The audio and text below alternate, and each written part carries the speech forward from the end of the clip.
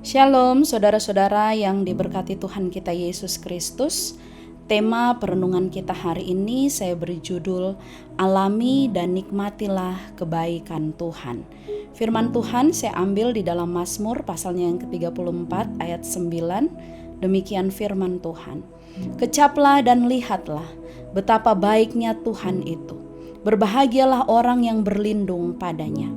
Saudara-saudara, Mazmur ini ditulis Daud bukan ketika ia sudah menjadi raja atas Israel, bukan pula saat berada dalam situasi yang baik atau tenang, justru ketika dia dalam keadaan terjepit. Kenapa? Karena pada saat itu Daud dalam pelarian karena dikejar-kejar Saul yang berusaha untuk membunuhnya. Bahkan dalam pelariannya ke daerah Filistin, Raja Filistin mengenali dia sebagai pahlawan Israel yang telah membunuh banyak para petinggi Filistin, sehingga Raja Filistin pun berniat untuk membunuhnya juga.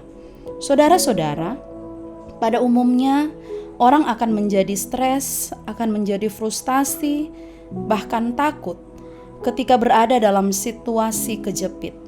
Berbeda dengan Daud pada saat itu, yang terus mengarahkan pandangannya kepada Tuhan, bahkan terus mengarahkan fokusnya kepada Tuhan.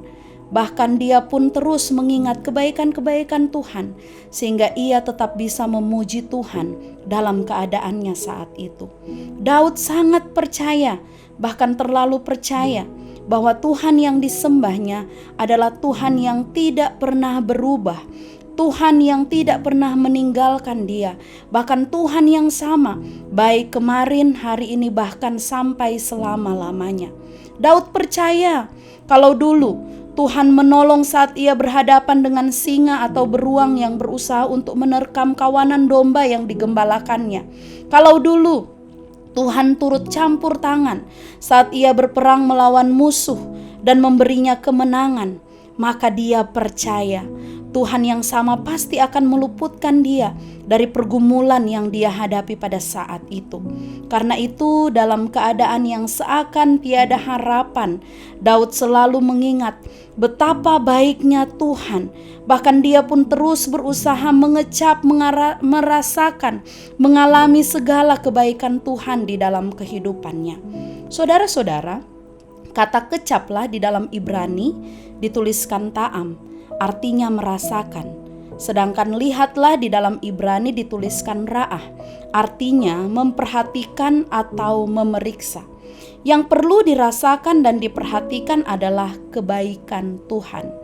Akhirnya Daud pun dapat berkata, singa-singa muda merana kelaparan, tetapi orang-orang yang mencari Tuhan tidak kekurangan sesuatu pun yang baik. Ditulis di dalam Mazmur 34 ayat 11. Saudara-saudara, ketika kita merasakan, mengalami, mengecap kebaikan Tuhan, kita dapat merasakan betapa Tuhan tidak pernah meninggalkan kita. Ketika kita merasakan kebaikan Tuhan, kita akan memahami bahwa janji Tuhan ya dan amin. Sehingga kita bisa kuat dan tegak berdiri, sekalipun menghadapi terpaan badai, bahkan tantangan dalam hidup kita. Hari ini, mari alami kebaikan Tuhan, alami bagaimana perlindungan Tuhan di dalam hidup kita, dan saya percaya Tuhan tidak akan pernah meninggalkan kita. Terpujilah Tuhan. Amin.